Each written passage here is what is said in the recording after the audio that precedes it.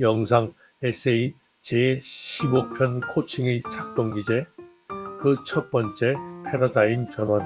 앞선 몇 회에 걸쳐 주로 코치가 고객과 접촉하여 밸류잉 등 인정, 칭찬과 공감적 경청을 통하여 그와 연결을 이루고 그 존재에 접촉하여 질문과 메시징으로 작동하는 방법에 대하여 기술하였다.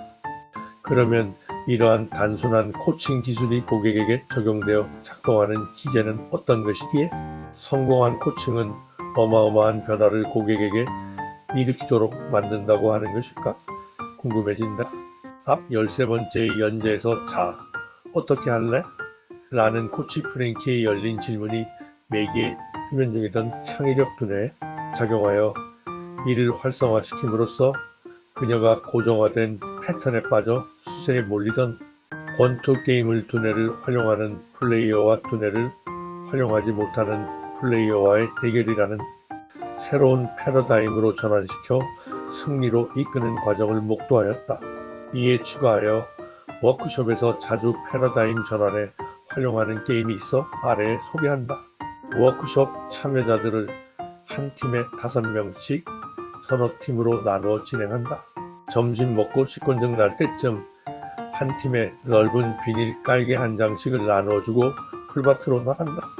한 팀이 어깨 동무를 하고 깔개 위에 둥글게 서면 땅과 닿는 전면은 팀원들의 두 발로 당연히 10개가 된다. 그 전면의 수를 지휘자의 구령에 따라 줄이거나 늘려나가는 게임이다. 먼저 완성하는 팀이 이긴다. 시범 삼아 전면을 5개로 줄여본다. 우열이 가려질 턱이 없다. 어깨 동무하고 한 발씩을 들고 외다리 서기를 하면 되니까 다음 전면을 4개로 줄인다. 이번도 어렵지 않다. 제일 가벼운 한 명이 제일 건장한 팀원의 등에 업히는 것으로 만사 해결. 이어서 전면을 3개로 줄이도록 구령이 떨어진다. 이번엔 그렇게 쉽지만은 않다. 3사람이 한 다리로 서고 2명의 가벼운 사람을 골라 업히거나 매달리거나 해야 한다. 불안한 자세이지만 그런대로 3다리로 솥발 모양을 만들어 성공하는 팀들이 생긴다. 자, 그런데 점입과 겸 다음은 전면을 2개로 줄이라는 구령이다. 2사람을 외다리로 세워놓고 그 위에 3명이 올라탈 생각을 해보지만 가능할까? 노력은 실패하고 결국은 면이 꼭 발바닥면이어야 할 필요는 없지 않냐는 점에 착안해서 2사람이 풀밭 위에 눕고 그 위에 3사람이 걸쳐 눕는 해결책을 만들어내는 팀이 나오게 되는 것이 보통의 수순이다. 여기서 그치지 않고 게임은 다음으로 넘어간다. 전면을 1개로 줄이라는 것이다.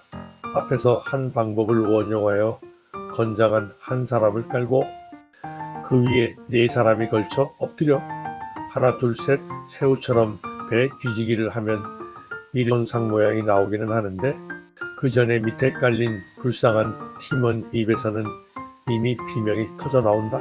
이제는 게임 끝이겠지. 낄낄거리고 다들 일어선다. 다 끝난 줄 알고 모두들 깔게 거들 때쯤 다음 차례의 구령이 떨어진다. 전면을 0으로 만들라는 구령이다. 한동안의 설왕설래 끝에 운 좋은 팀 머리에서 어쩌다 방법이 튀어나오는 경우가 있다. 모두 어깨를 겹고 하나, 둘, 셋 뛰어 오른다. 훌륭히 전면 0개를 만들었다. 이건 반칙 아닙니까? 미처 방법을 찾지 못한 팀에서는 항의한다. 그러나 지속시간의 개념은 게임의 규칙 속에 없었던 것을 곧 상기하게 된다. 아, 이쯤이면 이 게임의 목적이 무엇이었던가 참여자들이 깨닫는다. 게임은 계속되지만 이제부터는 확인 과정일 뿐이다. 구령은 다시 전면 1개 만들기로 느려가지만 이번에는 풀밭 위에 넘어지고 짓눌리고 하는 일이 없어진다. 어깨를 겨든 채로 한 명만 외다리로 서고 나머지는 하나, 둘, 셋 이면 된다. 전면 2개 만들기, 3개 만들기는 어떤가? 이제 이 게임에서 얻은 깨달음을 정리할 시간이다. 게임 참여자들은 무엇에 속아서 엎어지고 자빠지고 하였던 것일까? 몇 가지 속임수를 위한 소도구가 있었던 것은 사실이다. 풀밭으로 끌고 나간 것도 그렇고 갈개를 나누어 준 것도 은연중 넘어지고 갈리고 하는 과정이 자연스러운 것이라는 암시가 되었다. 그러나 더 큰 속임수는 무엇이었습니까? 열에서 다섯, 다섯에서 넷, 셋, 둘, 하나로 줄여가는 점진적 과정이다. 지난번 성공했기 때문에 다음에도 같은 방법이 성공할 것으로 생각하도록 패러다임을 은연중 프로그래밍 했던 것이다. 하나 또는 0이라는 기존 패러다임으로는 불가능한 목표에 직면하고 나서야 참여자는 문제 해결을 위하여 패러다임 전환이 필수적인 것을 깨닫게 되었던 것이며, 그 깨달음이 생겨나자 주어진 상황에 대한 해답은 종전과는 다른 쉬운 방법에 의해서도 얻어질 수 있음을 알게 되었다. 이 불가능해 보이는 상황에 대한 도전을 질문으로 만들어 고객 앞에 제기하는 행위 역시 코치의 몫이다. 전문 코치가 연마하고 활용하는 코칭의 기술이 세부적으로는 수도 없이 많다 하겠지만, 궁극적으로는 전술한 경청과 질문, 메시징과 인정 칭찬이라고 요약하면 그 효과에 대해 의아해하는 생각을 갖는 사람이 생긴다. 어떤 작동 기제가 있어 코칭이 단순한 경청과 질문의 기술만으로 코칭받는 사람의 잠재력과 창의력을 끌어낼 수 있다는 것일까? 특히 기업 코칭의 경우 이런 질문에 제대로 답할 수 없으면 코칭의 기회를 얻는 것 자체가 대단히 어려워진다. 짐작하시겠지만 이 질문에 대한 첫 번째 대답은 코칭이 패러다임 전환을 일으킨다는 것이다.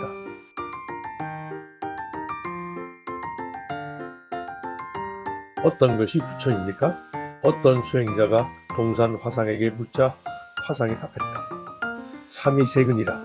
아르마리의 허공꽃 패러다임을 일순 무너뜨려 쉬운 진리를 통렬히 일깨워 주려는 선지식들의 준엄한 메시징 중 하나를 벽암록이라는 옛 책에서 인용했다. 다음 영상 에세이는 코칭의 작동 기제 2편 시너지 창출을 다룹니다.